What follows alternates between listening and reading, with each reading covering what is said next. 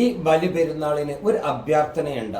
നമ്മൾ അറുക്കുന്ന ഉദൂഹിയത്ത് അറുക്കുന്ന മൃഗങ്ങളുടെ ഒരു ചിത്രങ്ങൾ പോലും ദയവ് ചെയ്ത് സോഷ്യൽ മീഡിയയിൽ ഇട്ട് പ്രചരിപ്പിക്കരുതേ.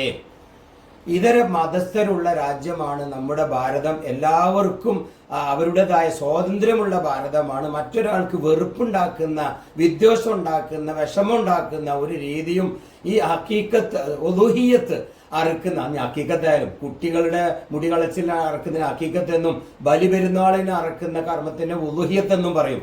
അറബി പദമാണ്. ആ രണ്ട് കർമ്മമായാലും ശരി, അത്തരം വീഡിയോകൾ ഈ മൃഗങ്ങളെ അറക്കുന്നതും കൊല്ലുന്നതും ചോരയും അതിന് പുണ്യകർമ്മമാണെങ്കിൽ പോലും ദയവ് ചെയ്ത് നമ്മുടെ സോഷ്യൽ മീഡിയയിൽ ഒരു കാരണവശാലും നിങ്ങൾ ഷെയർ ചെയ്യരുതേ എന്ന് പ്രത്യേകം അഭ്യർത്ഥിക്കുന്നു.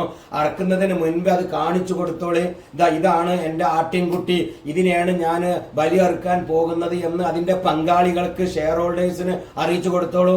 അതൊരു മോരിക്കുട്ടിയായ ഒരു പോത്തുംകുട്ടിയാണ്, എന്തായാലും ശരി, അതിന് നല്ല പ്രായമുണ്ട്, അല്ലെങ്കിൽ അതിന് കറക്റ്റാണ്, അതിന് രോഗമില്ല എന്നൊക്കെ തെളിയിക്കാൻ വേണ്ടി അതിന്റെ ഒരു ചിത്രത്തെ അതിന്റെ ഉടമക്ക് നിങ്ങൾ അയച്ചു കൊടുത്തോ. പക്ഷെ അറുക്കുന്ന രംഗവും അതിന്റെ മാംസവും അതിന്റെ വെട്ടിങ്കുടലും അതിന്റെ ചോരയും ഒരു കാരണവശാലും പ്ലീസ് ദയവ് ചെയ്ത് നമ്മുടെ സോഷ്യൽ മീഡിയയിലൂടെ നിങ്ങൾ പ്രചരിപ്പിക്കരുത് എന്നൊരു അഭ്യർത്ഥനയുണ്ട്.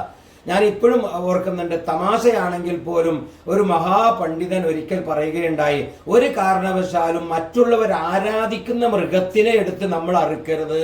നമ്മൾ വാങ്ങി അതിനെ പോറ്റി വളർത്തി നമ്മളതാണെന്ന് ഉറപ്പുവരുത്തിയിട്ട് നിങ്ങൾ അറുക്കുക. പക്ഷേ അത് മറ്റുള്ളവർക്ക് വിഷമമുണ്ടാക്കുന്ന രീതിക്കാവരുതേ എന്നൊക്കെ പറഞ്ഞത് ഇന്നും ഓർക്കുന്നുണ്ട്.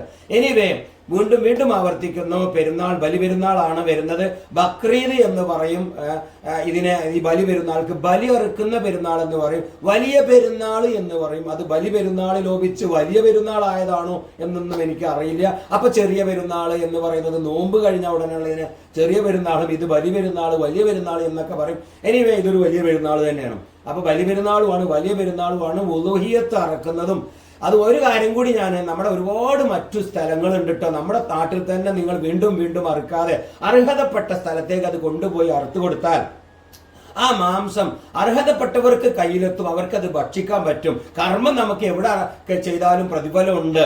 പക്ഷെ എനിക്ക് തോന്നുന്നു അന്യ സംസ്ഥാനത്തൊക്കെ ഈ പശുവിന് എന്തായാലും അറക്കില്ല, മൂരിക്കുട്ടിനെ അല്ലെ, മൂരി എന്ന് പറയുന്ന ആണിന് അല്ലെങ്കിൽ പൂത്തിനെ, ഇതൊക്കെ ആയിരിക്കും അധികവും അറക്കുന്നത്. എനിവേ, അതുപോലും വേണ്ട, ആടിനെ മതി എന്നൊരു തീരുമാനം എടുത്തിട്ടുണ്ട്. അതുകൊണ്ട് തന്നെ അതിന്റെ കച്ചവടക്കാർക്ക് വലിയ പ്രയാസമുണ്ട്. അതൊന്നും ഇപ്പൊ ഞാൻ പറയുന്നില്ല. കഴിയുന്നതും ആട്ടിനെ തന്നെ നമുക്ക് അറുക്കാമല്ലോ, ആടിനെ ഇവിടെ അറുക്കുന്നതുകൊണ്ട് ബുദ്ധിമുട്ടില്ലല്ലോ. അപ്പൊ അതുകൊണ്ട് വേറൊരു മതങ്ങൾക്ക് പ്രയാസം ഉണ്ടാക്കുന്ന ഒരു രീതി നമ്മളിൽ നിന്ന് ഉണ്ടാവാൻ പാടില്ല. മതസ്വാതന്ത്ര്യം കാത്തു സൂക്ഷിക്കണം. കേരളത്തിൽ ഇന്ന് വരെ അത്തരത്തിലുള്ള ഒരു പ്രശ്നങ്ങളെ ഉണ്ടായിട്ടില്ല.